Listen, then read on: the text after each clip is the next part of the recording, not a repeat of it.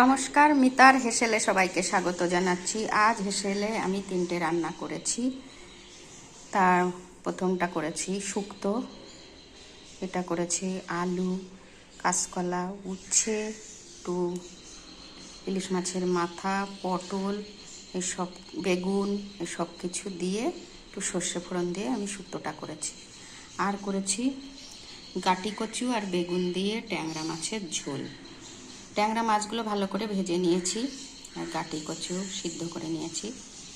তারপরে কড়াইতে একটু তেল দিয়ে জিরে ফোড়ন দিয়ে আমি গাটি কচু বেগুন ভালো করে ভেজে নিয়ে লঙ্কা, লবণ, হলুদ সব কিছু দিয়ে তারপরে জল দিয়ে দিয়েছি।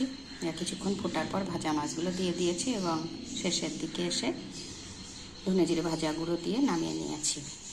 আর করেছি মাংস, চিকেন, এটা ম্যারিনেট করেছিলাম।